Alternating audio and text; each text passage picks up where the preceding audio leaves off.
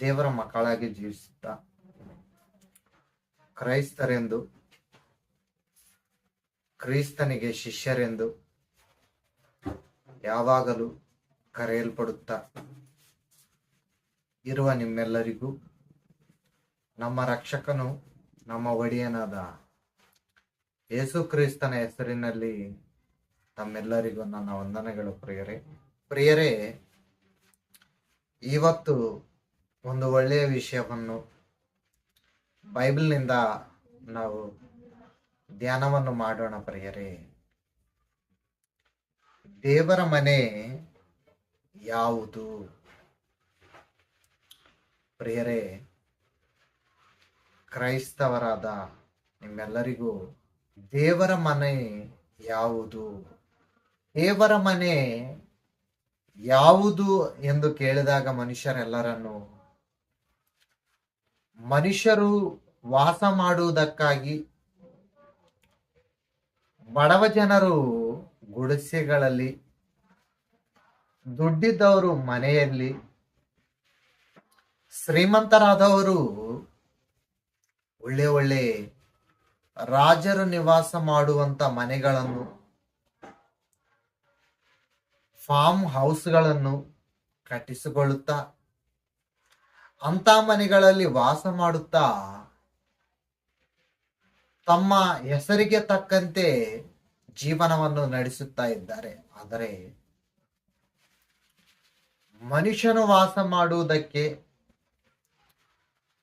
ಮನುಷ್ಯನು ಇರುವುದಕ್ಕೆ ಈ ಭೂಮಿಯ ಮೇಲೆ ಎಷ್ಟೋ ಮನೆಗಳಿದ್ದರು, ಎಷ್ಟೋ ಮನೆಗಳಲ್ಲಿ ಮನುಷ್ಯನು ವಾಸ ಮಾಡುತ್ತಿದ್ದರೂ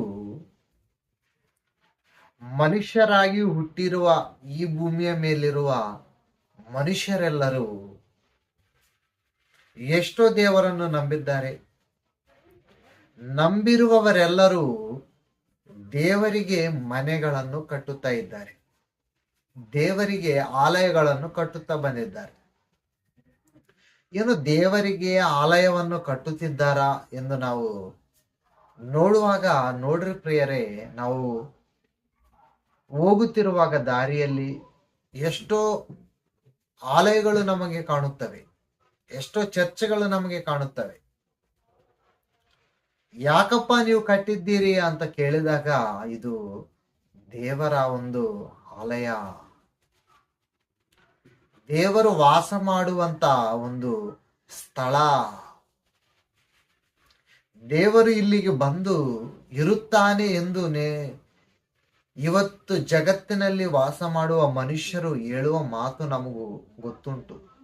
ಆದರೆ ಈ ಮನುಷ್ಯರನ್ನು ಕೇಳಿದಾಗ ದೇವರು ವಾಸ ಮಾಡುವ ಸ್ಥಳ ಇದೆ ಎಂದು ಹೇಳುತ್ತಿರುವಾಗ, ದೇವರ ಮನೆ ಅದೇನಾ? ಮನುಷ್ಯನು ತನ್ನ ಕೈಗಳಿಂದ ಕಟ್ಟಿರುವ ಮನೇನೇ ದೇವರು ಮನೆನಾ? ಅಲ್ಲೇ ದೇವರು ವಾಸ ಮಾಡುತ್ತಾನ? ದೇವರು ವಾಸ ಮಾಡುವ ಸ್ಥಳ ಅದೇನಾ ಎಂದು ನಾವು ದೇವರನ್ನು ಕೇಳಬೇಕು. ಯಾಕಂದರೆ ನನ್ನನ್ನು ಕೇಳಿದ್ರೆ ನಾನು ಎಲ್ಲಿ ವಾಸ ಮಾಡುತ್ತೇನೆ, ನನ್ನ ಮನೆ ಎಲ್ಲಿ, ನನ್ನ ಅಡ್ರೆಸ್ ಎಲ್ಲಿ ಅಂತ ಎಲ್ಲರಿಗೂ ಹೇಳ್ತೀನಿ. ಯಾಕಂದ್ರೆ ನಾನು ವಾಸ ಮಾಡುವ ಸ್ಥಳ ನನಗೆ ಗೊತ್ತುಂಟು. ಮತ್ತೆ ದೇವರು ವಾಸ ಮಾಡುವ ಸ್ಥಳ ದೇವರನ್ನು ಕೇಳಬೇಕು. ಯಾಕೆಂದರೆ ಮನುಷ್ಯರೆಲ್ಲರೂ ದೇವರಿಗೆ ಆಲಯಗಳನ್ನು ಕಟ್ಟುತ್ತಾ ಬಂದಿದ್ದಾರೆ. ಕ್ರೈಸ್ತರಾಗಿರುವಂತವರು ಕೂಡ ದೇವರಿಗೆ ಒಂದು ಆಲಯವನ್ನು ಕಟ್ಟಿ, ಅದು ದೇವಾಲಯ ಎಂದು ಹೆಸರಿಟ್ಟು, ದೇವರು ವಾಸ ಮಾಡುವ ಒಂದು ಆಲಯ, ಒಂದು ಸ್ಥಳ ಎಲ್ಲಿ ಅಂದ್ರೆ ಅಲ್ಲೇ ಐತೆ. ನಾವು ದೇವರ ಹತ್ರ ಹೋಗಿ ನಮಗಾಗಿ ಏನು ಕೇಳಿದ್ರು ಅಲ್ಲಿಗೆ ಹೋಗಿ ಕೇಳಬೇಕು ಎಂದು ಕ್ರೈಸ್ತರಾಗಿ, ಕ್ರಿಸ್ತನು ನಂಬಿದವರಾಗಿ ಇರುವ ಈ ಲೋಕದಲ್ಲಿರುವ ಕ್ರೈಸ್ತರೆಲ್ಲರಿಗೂ ದೇವರ ಮನೆ ಎಂದರೇನು ಗೊತ್ತಿಲ್ಲ ಪ್ರಿಯರೇ. ಆದರೆ ನಿಜವಾದ ಕ್ರೈಸ್ತರಾಗಿ ಬಂದಿರುವ ಜಯಶಾಲಿ ಅವರು ದೇವರ ಮನೆ ಯಾವುದು, ಎಲ್ಲಿ ವಾಸ ಮಾಡುತ್ತಾನೆ, ದೇವರ ವಾಸ ಮಾಡುವ ಸ್ಥಳ ಮನುಷ್ಯನ ಕೈಗಳಿಂದ ಕಟ್ಟಿರುವುದೇನಾ ಎಂದು ಈ ಭೂಮಿಯ ಮೇಲೆ ವಾಸ ಮಾಡುವ ಮನುಷ್ಯರೆಲ್ಲರಿಗೂ ಅರ್ಥವಾಗುವಂತೆ ಹೇಳಿದ್ದಾರೆ. ಅವರು ಹೇಳಿರುವ ಪಾಠವನ್ನು ನಾನು ಇವತ್ತು ನಿಮಗೆ ಹೇಳುತ್ತಿದ್ದೇನೆ. ಚೆನ್ನಾಗಿ ಯೋಚನೆ ಮಾಡ್ರಿ. ದೇವರ ಮನೆ ಯಾವುದೋ ತಿಳಿದುಕೊಳ್ಳ್ರಿ. ತಿಳಿದುಕೊಂಡು ಆ ಮನೆ ಹೆಂಗಿಡ್ತೀರೋ ಯೋಚನೆ ಮಾಡ್ರಿ. ಯಾವುದು ದೇವರ ಮನೆ? ದೇವರು ಎಂತಹ ಸ್ಥಳದಲ್ಲಿ ಇರುತ್ತಾನೆ? ದೇವರು ಇರುವ ಮನೆ ಯಾವುದು ಎಂದು ನಾವು ದೇವರನ್ನು ಕೇಳಿದಾಗ, ಈ ಭೂಮಿಯ ಮೇಲಿರುವ ಮನುಷ್ಯರೆಲ್ಲರೂ ದೇವರಿಗೆ ಮನೆಯನ್ನು, ಎಷ್ಟೋ ಮನೆಗಳನ್ನು ಕಟ್ಟುತ್ತಾ ಬಂದಾಗ ದೇವರು ಏನೆಂದು ಹೇಳುತ್ತಿದ್ದಾನೆ? ಒಂದ್ಸತಿ ಅಪೊಸ್ತಲರ ಕೃತ್ಯಗಳು 7ನೇ ಅಧ್ಯಾಯ 47ನೇ ವಚನ ನಾವು ನೋಡಿದಾಗ ಪ್ರಿಯರೇ, ಅಪೊಸ್ತಲರ ಕೃತ್ಯಗಳು 7ನೇ ಅಧ್ಯಾಯ 47ನೇ ವಚನ ನಾವು ನೋಡಿದಾಗ ನೋಡ್ರಿ ಪ್ರಿಯರೇ, 46ರಿಂದ, ದಾವೀದನು ದೇವರ ಸನ್ನಿಧಾನದಲ್ಲಿ ಕೃಪೆ ಹೊಂದಿ ಯಾಕೋಬನ ವಂಶದವರಿಗೋಸ್ಕರ ದೇವಾಲಯನ್ನು ಕಟ್ಟಿಸುವುದಕ್ಕೆ ಅಪ್ಪಣೆಯಾಗಬೇಕೆಂದು ಕೇಳಿಕೊಂಡನು. ಯಾಕೋಬನ ವಂಶದವನು ದಾವೀದನು ಯಾಕೋಬನ ವಂಶದವರೆಲ್ಲರಿಗೋಸ್ಕರ ಒಂದು ದೇವಾಲಯವನ್ನು ಕಟ್ಟಬೇಕೆಂದು. ಅದು ಎಂತ ದೇವಾಲಯ ಅಂದ್ರೆ, ಇವತ್ತು ನಾವು ಲೋಕದಲ್ಲಿ ನೋಡುವಾಗ ದೇವರಿಗಾಗಿ ಕಟ್ಟಿರುವ ದೇವಾಲಯಗಳು ಹೇಗಿದ್ದಾವಂದ್ರೆ, ಸಿಮೆಂಟಿನಿಂದ ಕಟ್ಟಿರುವ ದೇವಾಲಯಗಳನ್ನು ನಾವು ನೋಡಿದ್ದೀವಿ, ಮಣ್ಣಿನಿಂದ ಕಟ್ಟಿರುವ ದೇವಾಲಯಗಳನ್ನು ನೋಡಿದ್ದೀವಿ, ಕಲ್ಲಿನಿಂದ ಕಟ್ಟಿರುವ ದೇವಾಲಯಗಳನ್ನು ನೋಡಿದ್ದೀವಿ. ಹೊರತು ದಾವೀದನ ಮಗನಾದ ಸೊಲೊಮೋನನು ಕಟ್ಟಿರುವ ದೇವಾಲಯ ಎಂಥದ್ದೆಂದರೆ ನೋಡ್ರಿ ಪ್ರಿಯರೇ, ಆದರೆ ಆತನಿಗೋಸ್ಕರ ಮನೆಯನ್ನು ಕಟ್ಟಿಸಿದವನು ಸೊಲೊಮೋನನು, ಆದರೂ ಪರಮಾತ್ಮನು ಕೈಯಿಂದ ಕಟ್ಟಿದ ಮನೆಗಳಲ್ಲಿ ವಾಸ ಮಾಡುವವನಲ್ಲ. ಅಂದ್ರೆ ಇವತ್ತು ನಾವು ದೇವರಿಗಾಗಿ ಕಟ್ಟಿರುವ ಮನೆಗಳು ಕಲ್ಲಿಂದ, ಸಿಮೆಂಟಿಂದ, ಮಣ್ಣಿನಿಂದ ಕಟ್ತೀವಿ. ಹೊರತು ಸೊಲೊಮೋನನು ಕಟ್ಟಿರುವ ದೇವಾಲಯ ಬಂಗಾರದಿಂದ ಕಟ್ಟಿರುವುದು. ನಾವು ಕಟ್ಟಿದ್ರೆ ಎಂತಾದ್ರು ಕಟ್ತೀವ್ರಿ. ದೇವರಿಗಾಗಿ ನಾವು ಕಟ್ಟುವುದು ಚಿಕ್ಕದು, ಆದರೆ ಸೊಲೊಮೋನನು 7 ವರ್ಷ ಕಷ್ಟದಿಂದ ಲೆಬನಾನದಿಂದ ಮರಗಳನ್ನು ತರಿಸಿ ರಾಜರು ನಿವಾಸ ಮಾಡುವುದಕ್ಕಿಂತ ಒಳ್ಳೆಯ ಒಂದು ಆಲಯವನ್ನು ಕಟ್ಟಿದ್ದಾನೆ. ಎಂತ ಆಲಯವೆಂದರೆ, ಈ ಭೂಮಿಯ ಮೇಲೆ ಅಲ್ಲಿಯವರೆಗೂ ಅಂತ ಆಲಯವನ್ನು ಕಟ್ಟಿಲ್ಲ. ಇವತ್ತಿನವರೆಗೂ ಅಂತ ಆಲಯವನ್ನು ನಾವು ನೋಡಿಲ್ಲ. ಯಾಕಂದ್ರೆ ಎಲ್ಲಿ ನೋಡಿದ್ರು, ಎಂತದ್ದು ನೋಡಿದ್ರು ಕಲ್ಲಿನಿಂದ ಕಟ್ಟಿರುವ ಒಂದು ಆಲಯಗಳನ್ನೇ ನೋಡಿವೆ. ಹೊರತು ಬಂಗಾರದಿಂದ ದೇವರಿಗಾಗಿ ಕಟ್ಟಿರುವ ಆಲಯವನ್ನು ಯಾರಾದ್ರೂ ನೋಡಿದ್ದೀರಾ ನೀವು? ನೋಡಿಲ್ಲ ರೀ. ಆದರೆ ಸೊಲೊಮೋನನು ದೇವರಿಗಾಗಿ ಕಟ್ಟಿಸಿದ್ದಾನೆ ಬಂಗಾರದ ಆಲಯ. ಬಂಗಾರದ ದೇವಾಲಯವನ್ನು ಕಟ್ಟಿಸಿದರೆ ದೇವರಂತಿದ್ದಾನೆ, ಸೊಲೊಮೋನನು ಕಟ್ಟಿಸಿದರು ಪರಮಾತ್ಮನ ಅದರಲ್ಲಿ ವಾಸ ಮಾಡುವವನಲ್ಲ. ಯಾಕೆ ನೋಡ್ರಿ ಪ್ರಿಯರೇ, 49ನೇ ವಚನ, ಯಾಕೆಂದ್ರೆ ಆಕಾಶವು ನನಗೆ ಸಿಂಹಾಸನ, ಭೂಮಿಯು ನನ್ನ ಪಾದಗಳಿಗೆ ಪೀಠ. ಏನಂತ ಪ್ರಿಯರೇ, ಯಾಕ ದೇವರು ಬಂಗಾರದಿಂದ ಕಟ್ಟಿಸಿರುವ ಮನೆಯಲ್ಲಿ ವಾಸ ಮಾಡುವುದಿಲ್ಲ ಎಂದರೆ, ಆಕಾಶವು ನನಗೆ ಸಿಂಹಾಸನ, ಭೂಮಿ ನನಗೆ ಪಾದಗಳಿಗೆ ಪೀಠ. ಏನು ಪಾದಗಳಿಗೆ ಪೀಠ? ಆ ಪೀಠದಲ್ಲಿ ದೇವರಿಗೆ ಆಲಯವನ್ನು ಕಟ್ಟಿಸಿದರೆ ದೇವರು ಇರುತ್ತಾನ?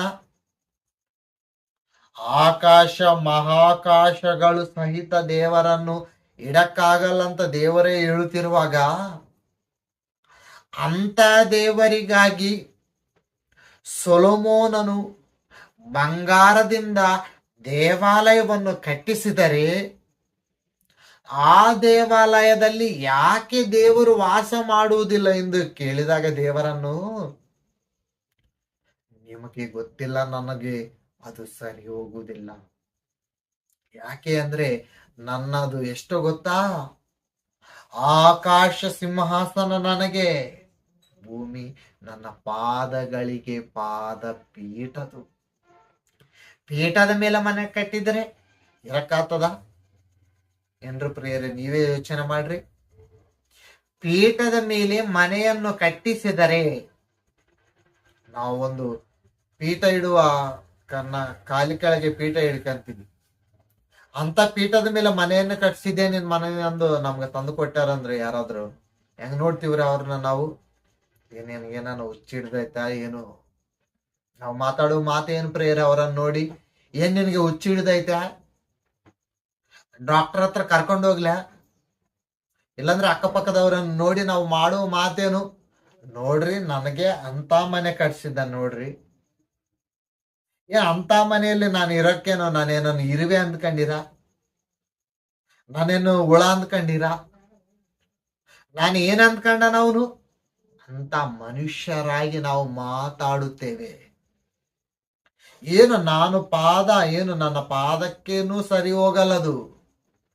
ಅಂತದ್ರಲ್ಲಿ ನನಗೆ ಮನೆ ಕಟ್ಸಿ ಅದರಲ್ಲಿ ಇರಂತ ತಂದು ಕೊಟ್ರೆ ಮನುಷ್ಯರು ಏನಂತಾರಂದ್ರೆ, ಅವನಿಗೆ ಹುಚ್ಚಿಡ್ದಿದೆ, ಆಸ್ಪತ್ರೆಗೆ ಕರ್ಕೊಂಡೋಗಿ ಡಾಕ್ಟರ್ಗೆ ತೋರಿಸ್ರಿ ಅಂತಾರೆ. ಆದರೆ ದೇವರಿಗೆ ಅಂತ ಮನೆ ಕಟ್ಟಿಸಿದ್ರೆ ಮಾತ್ರ ಏನಂತೀವ್ರಿ ನಾವು? ಎಂತ ದೇವರಿಗಾಗಿ ಕಟ್ಟಿದ್ದಾನೆ. ದೇವರಿಗಾಗಿ ದೇವಾಲಯವನ್ನು ಎಂತದ್ದು ಕಟ್ಟಿದ್ದಾನ್ರಿ. ದೇವರೇನಕತ್ತನ ಗೊತ್ತಾ ಅಂತವರನ್ನು ನೋಡಿ? ದೇವರೇನೆಂದು ಮಾತಾಡಕತ್ತನ ಗೊತ್ತಾ? ನೀನು ಮಾತಾಡಿದಂಗೆ ಮಾತಾಡಕತ್ತನ ದೇವರುನು. ಏನಂತ? ಆಕಾಶವು ನನ್ನ ಸಿಂಹಾಸನವು, ಭೂಮಿ ನನ್ನ ಪಾದಗಳಿಗೆ ಪೀಠ. ಅಂಥದ್ರಲ್ಲಿ ನೀನೇನ್ ಮಾಡಿದ್ದೀಯಪ್ಪ? ನೀವು ನನಗೆ ಎಂತ ಮನೆಯನ್ನು ಕಟ್ಟು ಕೊಡುವಿರಿ? ಎಂತಾದು ಬಂಗಾರದ ಕಟ್ತೀರಾ, ಕಲ್ಲಿನಿಂದ ಕಟ್ತೀರಾ, ವಜ್ರಗಳಿಂದ ಕಟ್ತೀರಾ? ಎಂತ ಮನೆಯನ್ನು ಕಟ್ಟಿ ಕೊಡುವಿರಿ? ನನ್ನ ವಿಶ್ರಾಂತಿಗೆ ತಕ್ಕ ಸ್ಥಳವು ಯಾವುದು? ನಾನು ವಿಶ್ರಾಂತಿ ಮಾಡುವುದಕ್ಕೆ ಸಿಗುವ ಸ್ಥಳ ಯಾವುದು? ನೀನು ಕಟ್ಟುವುದಾ? ನಿನ್ನ ಕೈಯಿಂದ ಕಟ್ಟುವುದಾ? ಸೊಲೊಮೋನನಿಗಿಂತ ದೊಡ್ಡ ಮಂದಿರವನ್ನು ಕಟ್ಟಿದೀಯಾ? ಸೊಲೊಮೋನನಿಗಿಂತ ಚಂದವಾಗಿ ನಿರ್ಮಾಣವನ್ನು ಮಾಡಿದ್ದೀಯಾ ದೇವಾಲಯ? ಇಲ್ಲೇ ನಾವು ಕಟ್ಟಿದ್ದು ಎಂಥದ್ದು? ಚಿಕ್ಕದ್ದು. ಅಂತ ಅದರಲ್ಲಿ ದೇವರು ವಾಸ ಮಾಡುತ್ತಾನ ಅಂತ ನಾವು ಅಂದ್ಕೊಳ್ತೀವಿ. ಅದರ ದೇವರು ಅನ್ನುತ್ತಾ ಇದ್ದಾನೆ, ನೀವು ನನಗೆ ಎಂತ ಮನೆಯನ್ನು ಕಟ್ಟುವಿರಿ?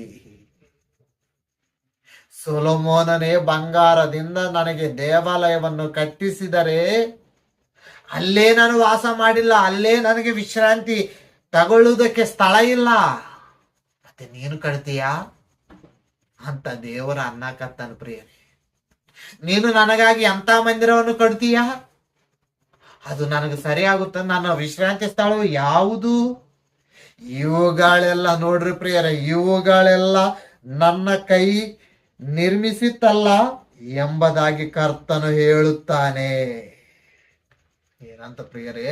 ಇವುಗಳೆಲ್ಲ ನನ್ನ ಕೈ ನಿರ್ಮಿಸಿತ್ತಲ್ಲ ಎಂಬುದಾಗಿ ಕರ್ತನು ಹೇಳುತ್ತಾನೆ. ಅಂದ್ರೆ ಇವುಗಳೆಲ್ಲ ಏನು ಪ್ರಿಯರೇ? ದೇವರು ಮಾಡಿರುವುದು. ಇವುಗಳೆಲ್ಲ ಯಾಕ? ದೇವರು ತನ್ನ ಕೈಯಿಂದ ಮಾಡಿದ್ದು. ಯಾಕೆ ಮಾಡಿದ್ದಾನೆ ಇವುಗಳೆಲ್ಲ ದೇವರು ತನ್ನ ಕೈಯಿಂದ? ಈ ಭೂಮಿಯನ್ನು ಯಾಕೆ ಮಾಡಿದ್ದಾನೆ? ಈ ಮರಗಳನ್ನು ಯಾಕೆ ಮಾಡಿದ್ದಾನೆ? ಈ ಜಂತುಗಳನ್ನು ಯಾಕೆ ಮಾಡಿದ್ದಾನೆ? ಈ ಪಕ್ಷಿಗಳನ್ನು ಯಾಕೆ ಮಾಡಿದ್ದಾನೆ? ಯಾಕೆ ಇವುಗಳೆಲ್ಲ ದೇವರು ಮಾಡಿ ಈ ಭೂಮಿಯನ್ನು 6 ದಿನಗಳು ಕಷ್ಟದಿಂದ ನಮಗಾಗಿ ಮಾಡಿ ಕೊಟ್ಟಿದ್ದು ಯಾಕೆ ಗೊತ್ತಾ ಪ್ರಿಯರೇ? ಮನುಷ್ಯರಿಗಾಗಿ ಮಾಡಿದ್ದಾನೆ. ಮನುಷ್ಯರಿಗಾಗಿ ಮಾಡಿದರೆ ಮನುಷ್ಯರು ಈ ಭೂಮಿಯ ಮೇಲೆ ದೇವರಿಗಾಗಿ ಎಲ್ಲವನ್ನು ಮಾಡಿ ತನಗಾಗಿ ಮಾಡಿಕೊಂಡು ದೇವರಿಗೆ ಚಿಕ್ಕ ಮನೆಯನ್ನು ಕಟ್ಟಿ, ಇದು ದೇವರ ಆಲಯ, ಇಲ್ಲಿ ದೇವರು ಇರುತ್ತಾನೆ, ಅಂದ್ರೆ ಏನ್ ಅನ್ಕೊಳಕತ್ತಾರ ಪ್ರಿಯರೇ, ಈ ಭೂಮಿ ಮೇಲಿರುವ ಮನುಷ್ಯರೆಲ್ಲರೂ ಇಲ್ಲಿ ದೇವರು ವಾಸ ಮಾಡುತ್ತಾನೆ ಎಂದು ಅಂದುಕೊಳ್ಳುತ್ತಾರೆ. ಆದರೆ ದೇವರು ಏನಂದು ಹೇಳುತ್ತಾನೆ ಗೊತ್ತಾ ಪ್ರಿಯರೇ? ಯೆರೆಮೀಯನ ಗ್ರಂಥ 7ನೇ ಅಧ್ಯಾಯ 4ನೇ ವಚನ ನೋಡ್ರಿ ಪ್ರಿಯರೇ. ಯೆರೆಮೀಯನ ಗ್ರಂಥ 7ನೇ ಅಧ್ಯಾಯ 4ನೇ ವಚನದಲ್ಲಿ ಪ್ರಿಯರೇ ದೇವರು ಹೇಳುತ್ತಿದ್ದಾನೆ, ದೇವರು ಮಾತಾಡುತ್ತಿದ್ದಾನೆ. ಏನೆಂದು ಗೊತ್ತಾ? ಈ ಭೂಮಿಯಲ್ಲಿ ಮೇಲಿರುವ ನೀವೆಲ್ಲರೂ ನನಗೆ ಕೈಗಳಿಂದ ಮನೆಗಳನ್ನು ಕಟ್ಟಿಸಿಕೊಳ್ಳಿದರೆ ಅವು ಮನೆಗಳೆಂದು ನೀವು ಅಂದ್ಕೊಳಕತ್ತೀರಿ, ಅದು ದೇವಾಲಯ ಎಂದು ನೀವು ಅಂದ್ಕೊಳಕತ್ತೀರಲ್ಲ. ಅದಕ್ಕೆ ನಾನು ನಿಮಗೆ ಹೇಳುತ್ತಿದ್ದೇನೆ, ಏನೋ ಗೊತ್ತಾ? ಯೆರೆಮೀಯ ಗ್ರಂಥ 7ನೇ ಅಧ್ಯಾಯ 4ನೇ ವಚನ, ಈ ಕಟ್ಟಡಗಳೇ ಯೆಹೋವನ ಆಲಯ, ಯೆಹೋವನ ಆಲಯ, ಯೆಹೋವನ ಆಲಯ ಎಂಬುವ ಸುಳ್ಳು ಮಾತುಗಳ ಮೇಲೆ ಭರವಸವಿಡಬೇಡಿರಿ. ಏನಂತ ಹೇಳಕತ್ತಾನ ಪ್ರಿಯರೇ? ಈ ಕಟ್ಟಡಗಳೇ ಸೊಲೊಮೋನನು ಬಂಗಾರದಿಂದ ಕಟ್ಟಿರುವ ಕಟ್ಟಡಗಳೇ ದೇವರ ಆಲಯ. ಇವತ್ತು ನಾವು ನಮ್ಮ ಕೈಗಳಿಂದ ಗ್ರಾಮಗಳಲ್ಲಿ, ಪಟ್ಟಣಗಳಲ್ಲಿ ದೇವರಿಗಾಗಿ ಕಟ್ಟಿರುವ ದೇವಾಲಯಗಳು ಇದು ದೇವರ ಆಲಯ ಎಂದು ಹೇಳುತ್ತಿರುವಾಗ ದೇವರು ಅನ್ನುತ್ತಿದ್ದಾನೆ, ಈ ಕಟ್ಟಡಗಳೇ ದೇವರ ಆಲಯ. ನೋಡ್ರಿ ಪ್ರಿಯರೇ, ಈ ಕಟ್ಟಡಗಳೇ ಯೆಹೋವನ ಆಲಯ, ಈ ಕಟ್ಟಡಗಳೇ ಯೆಹೋವನ ಆಲಯ, ಯೆಹೋವನ ಆಲಯ ಎಂಬುವ ಸುಳ್ಳು ಮಾತುಗಳ ಮೇಲೆ ಭರವಸವಿಡಬೇಡಿರಿ. ಅಂದ್ರೆ ಏನಂತ ಇವು?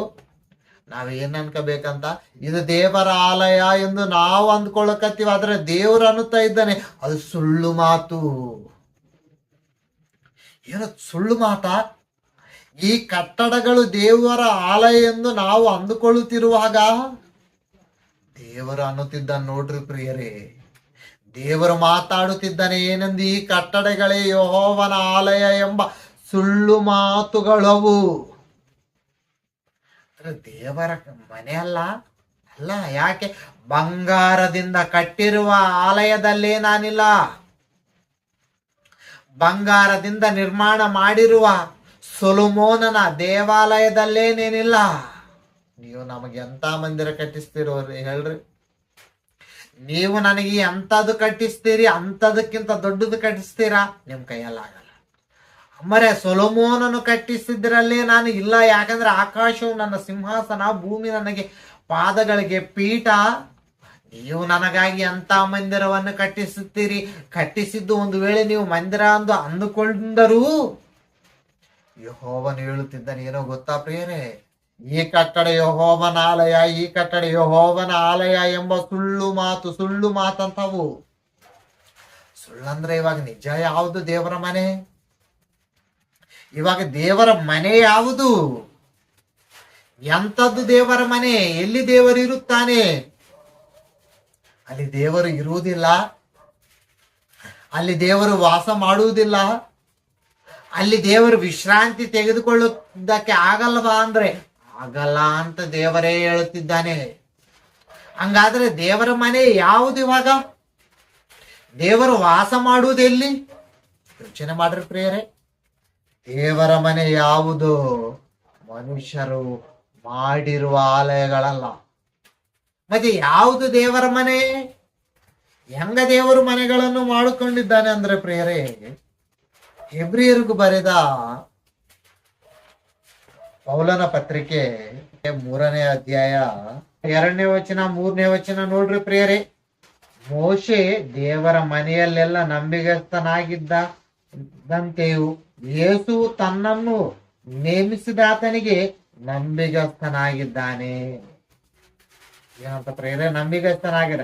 ಮನೆಗಿಂತ ಮನೆ ಕಟ್ಟಿದವನಿಗೆ ಹೆಚ್ಚಾದ ಮಾನವಿರುವುದರಿಂದ ಮೋಶೆಗಿಂತ ಯೇಸು ಹೆಚ್ಚಾದ ಮಾನಕ್ಕೆ ಯೋಗ್ಯನೆನಿಸಲ್ಪಟ್ಟಿದ್ದಾನೆ. ಪ್ರತಿ ಮನೆಯನ್ನು ಯಾರೋ ಒಬ್ಬನು ಕಟ್ಟಿರುವನು, ಸಮಸ್ತವನ್ನು ಕಟ್ಟಿದಾತನು ದೇವರೇ. ಏನಂತ ಪ್ರಿಯರೇ? ಸಮಸ್ತವನ್ನು ಕಟ್ಟಿದಾತನು ದೇವರೇ. ಯಾಕೆ ಕಟ್ಟಿದ್ದಾನೆ ಸಮಸ್ತವನ್ನೆಂದರೆ? ಯಾಕೆ ಸಮಸ್ತವನ್ನು ದೇವರು ಕಟ್ಟಿದ್ದಾನೆಂದರೆ, ಮೋಶೆಯು ಸೇವಕನಾಗಿ ದೇವರ ಮನೆಯಲ್ಲೆಲ್ಲ ನಂಬಿಗಸ್ತನಾಗಿದ್ದನು. ಅವನು ಮುಂದೆ ಪ್ರಕಟನವಾಗಬೇಕಾಗಿದೆ ವಾಗಿದ್ದ ಸಂಗತಿಗಳಿಗೆ ಸಾಕ್ಷಿಯಾಗಿದ್ದನು. ಕ್ರಿಸ್ತನಾದರೂ ಮಗನಾಗಿ ದೇವರ ಮನೆಯ ಮೇಲೆ, ನೋಡ್ರಿ ಪ್ರಿಯರ, ಮನೆಯ ಮೇಲೆ ಅಧಿಕಾರಿಯಾಗಿದ್ದಾನೆ. ನಾವು ನಮ್ಮ ಧೈರ್ಯವನ್ನು, ನಮ್ಮ ನಿರೀಕ್ಷೆಯುಂಟಾಗುವ ಉತ್ಸಾಹವನ್ನು ಕಡೆಯ ತನಕ ದೃಢವಾಗಿ ಹಿಡಿದುಕೊಂಡವರಾದರೆ ನಾವೇ ದೇವರ ಮನೆ. ಯಾರಂತ ಪ್ರಿಯರ? ದೇವರ ಮನೆ. ನಾವೇ ದೇವರ ಮನೆ. ಇವಾಗ ದೇವರ ಮನೆ ಯಾವ್ದು? ನಾವೇ. ಮತ್ತೆ ದೇವರ ಮನೆ ನಾವು ಎಂದು ದೇವರು ಹೇಳುತ್ತಿರುವಾಗ, ಈ ಮನೆಯನ್ನು ಕಟ್ಟಿದವರು ದೇವರು ಎಂದು ಹೇಳುವಾಗ, ಈ ಮನೆಯಲ್ಲಿ ದೇವರು ವಾಸ ಮಾಡುತ್ತಿದ್ದಾನ? ಯೋಚನೆ ಮಾಡ್ರಿ ಪ್ರಿಯರೇ ನೀವೇ. ಈ ಮನೆಯಲ್ಲಿ ದೇವರು ವಾಸ ಮಾಡುತ್ತಿದ್ದಾನ? ಇಲ್ಲಂದ್ರೆ ಈ ಮನೆ ದೇವರ ಮನೆ ಅಂತ ಮರೆತೋಗಿ ಅದು ದೇವರ ಆಲಯ, ಆ ಚರ್ಚ್ ದೇವರ ಆಲಯ, ಆ ಚರ್ಚ್ನಲ್ಲೇ ದೇವರಿರುತ್ತಾನೆ ಅಂತ ನಾವು ಮಾತಾಡಿದರೆ ದೇವರು ಏನಂತಾರೆ ಪ್ರಿಯರೇ? ಅದು ಮೋಸಗಾರರು ಆಡುವ ಮಾತು, ಸುಳ್ಳು ಮಾತು. ಅಂದ್ರೆ ಇವಾಗ ಲೋಕದಲ್ಲಿ ಆ ಚರ್ಚು, ಈ ಚರ್ಚು, ಈ ಚರ್ಚು, ಈ ಚರ್ಚು ಅದು ದೇವರ ಆಲಯ ಎಂದು ನಾವು ಹೇಳಿದ್ರೆ ಏನನ್ಕೋಬೇಕು ಪ್ರಿಯರೇ? ಅದಲ್ಲ ದೇವರ ಆಲಯ, ಅದು ದೇವರು ಮಾಡಿಕೊಂಡಿದ್ದಲ್ಲ. ಮನುಷ್ಯರು ತಮ್ಮ ಕೈಗಳಿಂದ ಮಾಡಿರುವ ಆಲಯಗಳಲ್ಲಿ ದೇವರು ವಾಸ ಮಾಡುವುದಿಲ್ಲ. ಯಾಕೆ ವಾಸ ಮಾಡುವುದಿಲ್ಲ ಅಂದ್ರೆ, ಅಪೊಸ್ತಲರ ಕೃತ್ಯಗಳು 17ನೇ ಅಧ್ಯಾಯ 24, 25, 26 ನೋಡ್ರಿ. ಜಗತ್ತನ್ನು ಅಂದಲ್ಲಿರುವ ವಸ್ತುಗಳು ಉಂಟು ಮಾಡಿದ ದೇವರು ಭೂಮಾಕಾಶಗಳ ಒಡೆಯನಾಗಿರುವುದರಿಂದ ಆತನು ಕೈಯಿಂದ ಕಟ್ಟಿರುವ ಗುಡಿಗಳಲ್ಲಿ ವಾಸ ಮಾಡುವವನಲ್ಲ. ಏನಂತ ಪ್ರಿಯರೇ? ಕೈಯಿಂದ ಕಟ್ಟಿರುವ ಗುಡಿಗಳಲ್ಲಿ ವಾಸ ಮಾಡುವುದವನಲ್ಲ. ಯಾಕೆ? ಜಗತ್ತಿನಲ್ಲಿರುವ ವಸ್ತುಗಳನ್ನು ಉಂಟು ಮಾಡಿರುವಾತನು ಕೈಗಳಿಂದ ಕಟ್ಟಿರುವ ಗುಡಿಗಳಲ್ಲಿ ವಾಸ ಮಾಡುವುದಿಲ್ಲ ಎಂದು ಅಪೊಸ್ತಲರ ಕೃತ್ಯಗಳು 17ನೇ ಅಧ್ಯಾಯ 24, 25, 26ನೇ ವಚನದಲ್ಲಿ ಮಾತಾಡುತ್ತಿರುವಾಗ ಮನುಷ್ಯರೇನ್ ಮಾಡಕತ್ತಾರ ಪ್ರಿಯರೇ? ಮನುಷ್ಯರೇ ದೇವರ ಮನೆ ಅಂದು ಮನುಷ್ಯರನ್ನು ತಾಯಿಯ ಹೊಟ್ಟೆಯಲ್ಲಿ ತನ್ನ ಕೈಗಳಿಂದ ದೇವರೇ ಮಾನವರನ್ನು ಉಂಟು ಮಾಡುತ್ತಿರುವಾಗ, ತನ್ನನ್ನು ಉಂಟು ಮಾಡಿದ್ದು ದೇವರೆಂದು ಮರೆತು ಹೋಗಿ, ತಾನೇ ದೇವರ ದೇವಾಲಯ ಎಂದು ಮರೆತು ಹೋಗಿ, ತನ್ನ ಕೈಗಳಿಂದ ತನಗೆ ಹೆಂಗ ಮನೆ ಕಟ್ಟಿಕೊಳ್ಳುತ್ತಾ ಇದ್ದಾನೆ, ದೇವರಿಗೂ ಹಂಗ ಮನೆ ಕಟ್ಟಕತ್ತಾನ. ಕಲ್ಲಿನಿಂದ ಕಟ್ಟಕತ್ತಾನ, ಮಣ್ಣಿನಿಂದ ಕಟ್ಟಕತ್ತಾನ.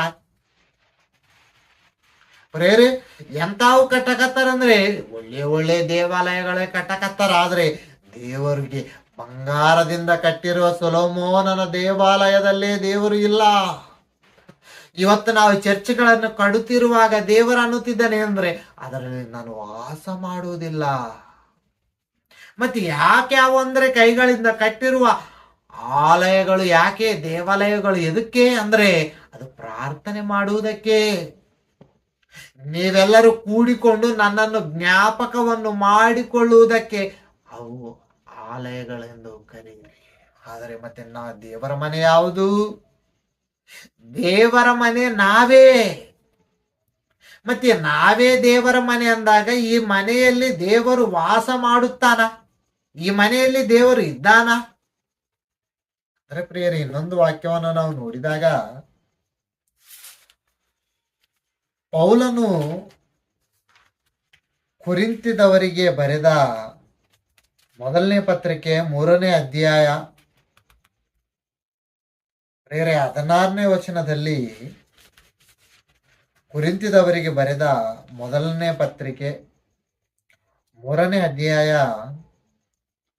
16ನೇ ವಚನದಲ್ಲಿ ನೋಡ್ರಿ ಪ್ರಿಯರೇ, ನೀವು ದೇವರ ಆಲಯವಾಗಿದ್ದೀರೆಂದು ದೇವರ ಆತ್ಮನು ನಿಮ್ಮಲ್ಲಿ ವಾಸ ಮಾಡುತ್ತಾನೆಂದು ನಿಮಗೆ ಗೊತ್ತಿಲ್ಲವೋ?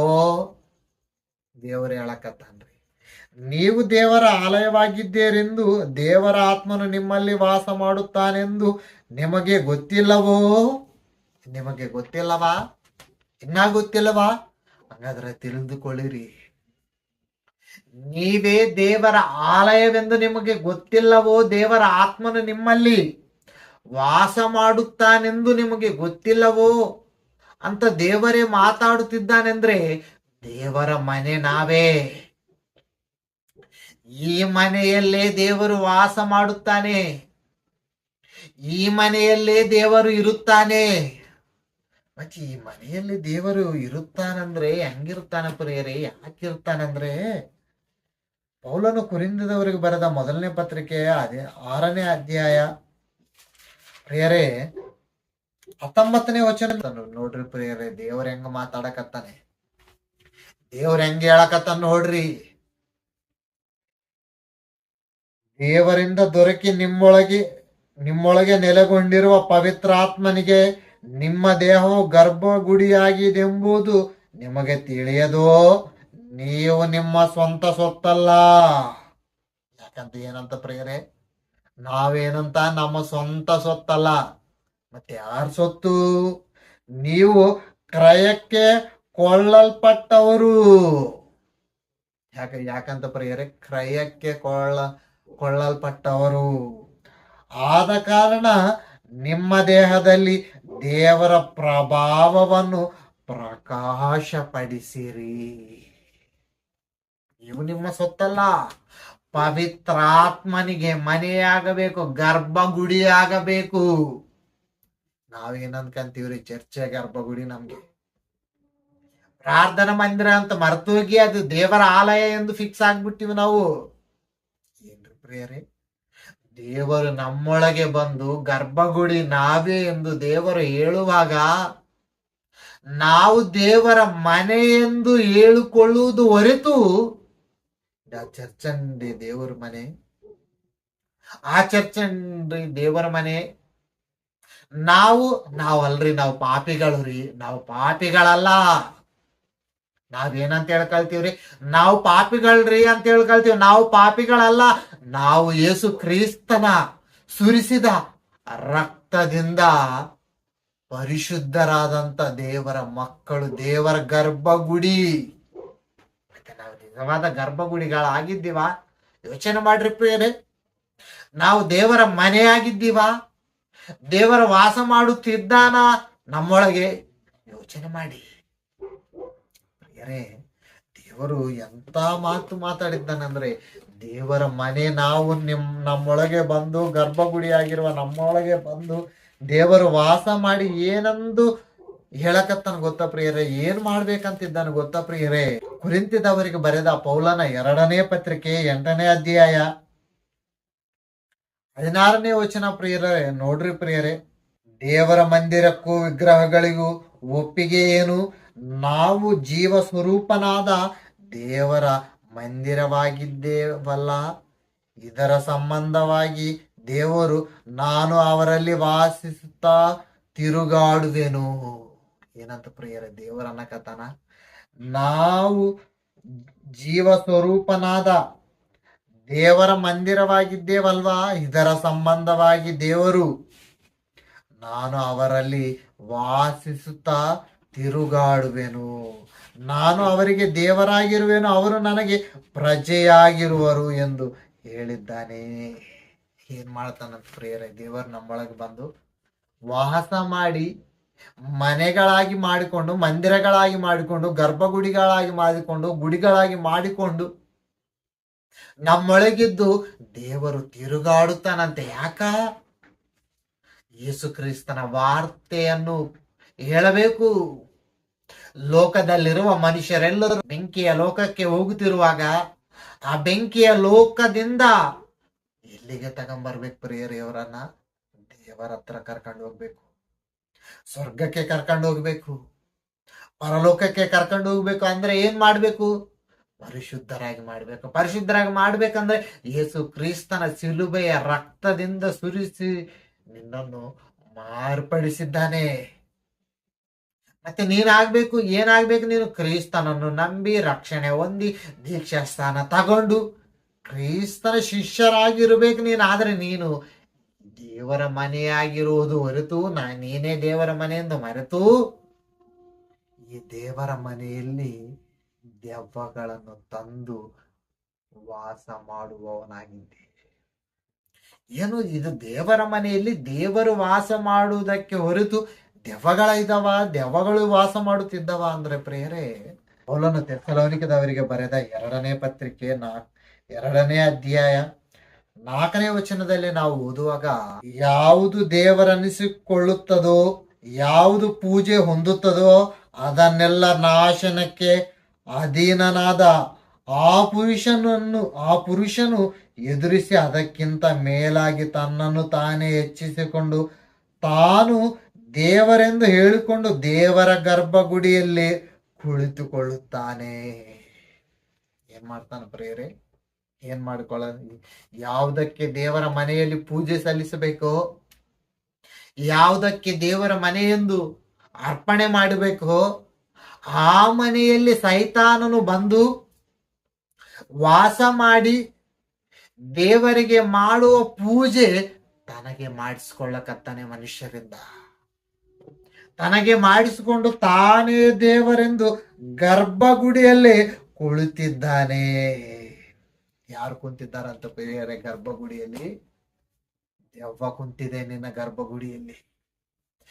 ದೇವರ ಮನೆಯಲ್ಲಿ ದೇವರು ಇರಬೇಕೆಂದು ದೇವರು ಚಿಂತೆ ಮಾಡುತ್ತಿರುವಾಗ ಈ ಭೂಮಿಯ ಮೇಲಿರುವ ಮನುಷ್ಯರೆಲ್ಲರೂ ಚರ್ಚ್ ದೇವರ ಮನೆ, ಆ ಚರ್ಚ್ ದೇವರ ಮನೆ, ಅದೇ ದೇವರ ಮನೆ ಎಂದು, ಅಲ್ಲೇ ದೇವರು ವಾಸ ಮಾಡುತ್ತಾನೆಂದು, ಅದು ದೇವರ ಮನೆ ಎಂದು ಮನುಷ್ಯರೆಲ್ಲರನ್ನು ಮೋಸ ಮಾಡಿ ಮೋಸದ ಒಳಗೆ ಮನುಷ್ಯರನ್ನು ಇಟ್ಟು ಸಾಯುವವರೆಗೂ ಅದೇ ಮಾಯದಲ್ಲಿ ಜೀವನವನ್ನು ನಡೆಸುತ್ತಾ ಮನುಷ್ಯರೆಲ್ಲರನ್ನು ಬೆಂಕಿಯ ಲೋಕಕ್ಕೆ ಕರೆಕೊಂಡು ಹೋಗುತ್ತಿದೆ.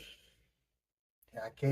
ಅದು ದೇವರ ಮನೆಯಲ್ಲಿ ಕುಳಿತು ತಾನೇ ದೇವರೆಂದು ಅನಿಸಿಕೊಳ್ಳುತ್ತಿದೆ ಮನುಷ್ಯರ ಜೊತೆ. ನಾನೇ ದೇವರು, ನಾನೇ ಇಲ್ಲಿ ವಾಸ ಮಾಡುವುದೆಂದು ಅನಿಸ್ಕೊಳ್ಳುತ್ತಿದ್ದಾನೆ. ಮತ್ತೆ ದೇವರೆಲ್ಲಿದ್ದಾನೆ ಪ್ರಿಯರೇ? ದೇವರೆಲ್ಲಿದ್ದಾನೆಂದರೆ ಯೋಹಾನನು ಬರೆದ ಪ್ರಕಟಣೆ ಗ್ರಂಥ 3ನೇ ಅಧ್ಯಾಯ 20ನೇ ವಚನ ನೋಡ್ರಿ ಪ್ರಿಯರೇ. ಆಸಕ್ತನಾಗಿರು, ದೇವರ ಕಡೆಗೆ ತಿರುಗಿಕೋ, ಇಗೋ ಬಾಗಿಲಲ್ಲಿ ನಿಂತುಕೊಂಡು ತಟ್ಟುತ್ತಾ ಇದ್ದಾನೆ. ಯಾವನಾದರೂ ನನ್ನ ಶಬ್ದವನ್ನು ಕೇಳಿ ಬಾಗಿಲನ್ನು ತೆರೆದರೆ ನಾನು ಅವನೊಳಗೆ ಬಂದು ಅವನ ಸಂಗಡ ಊಟ ಮಾಡುವೆನು, ಅವನು ನನ್ನ ಸಂಗಡ ಊಟ ಮಾಡುವನು. ಯಾರ ಪ್ರಿಯರೇ? ದೇವರು ಎಲ್ಲಿದ್ದಾನೆ? ಬಾಗಿಲಲ್ಲಿ ನಿಂತುಕೊಂಡು ಬಾಗಿಲು ಒಡೆಯಾಕತ್ತನಂತೆ. ಯಾವ ಬಾಗಿಲ?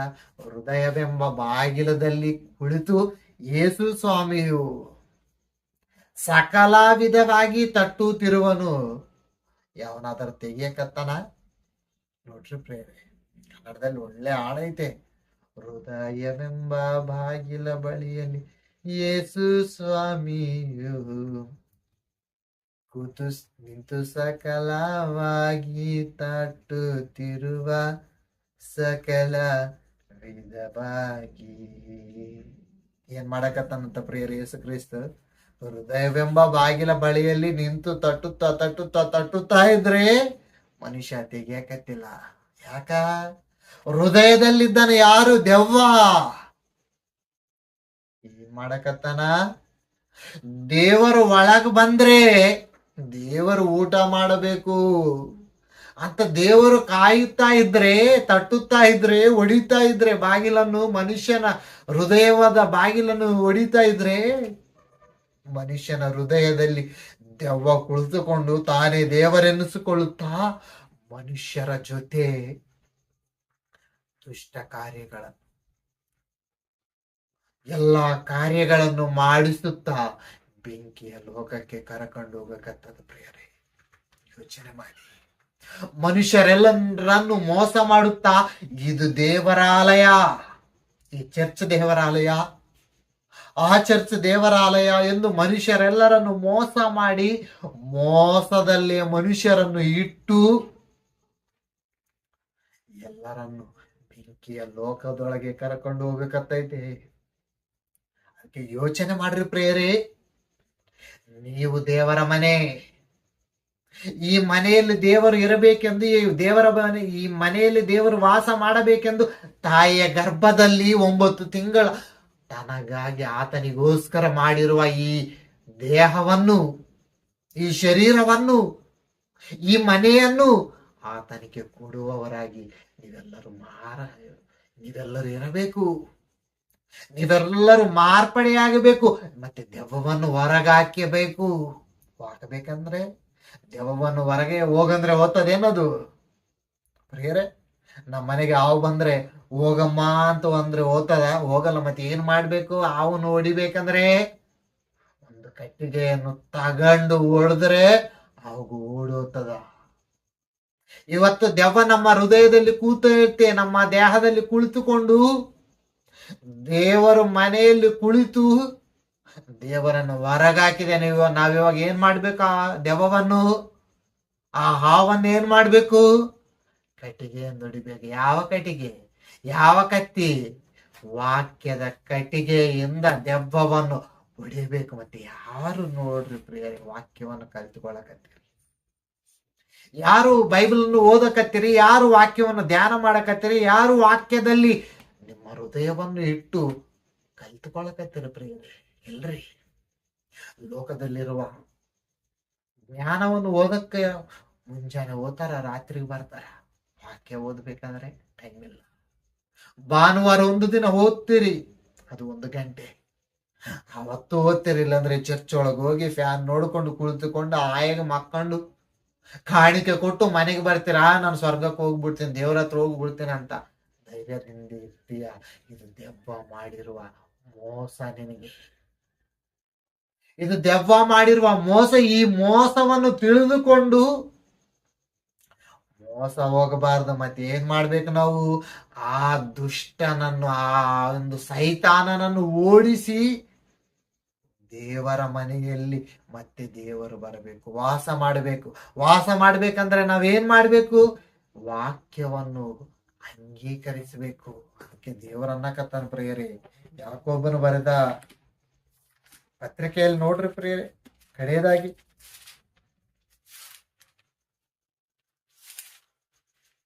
ಯಾಕೋಬನು ಬರೆದ ಪತ್ರಿಕೆ 1ನೇ ಅಧ್ಯಾಯ 21ನೇ ವಚನ. ಯಾಕೋಬನು ಬರೆದ ಪತ್ರಿಕೆ 1ನೇ ಅಧ್ಯಾಯ 21ನೇ ವಚನ. ಆದ ಕಾರಣ ಎಲ್ಲ ನೀಚತನವನ್ನು, ಎಲ್ಲ ದುಷ್ಟತನವನ್ನು ತೆಗೆದುಹಾಕಿ ಮನಸ್ಸಿನೊಳಗೆ ಬೇರೂರಿರುವ ವಾಕ್ಯಕ್ಕೆ ನಮ್ರತೆಯಿಂದ ಎಡಗುಡಿರಿ. ಅದು ನಿಮ್ಮ ಆತ್ಮಗಳನ್ನು ರಕ್ಷಿಸುವುದಕ್ಕೆ ಸಾಮರ್ಥ್ಯವುಳ್ಳದ್ದಾಗಿದೆ. ವಾಕ್ಯದ ಪ್ರಕಾರ ನಡೆಯುವವರಾಗಿರಿ.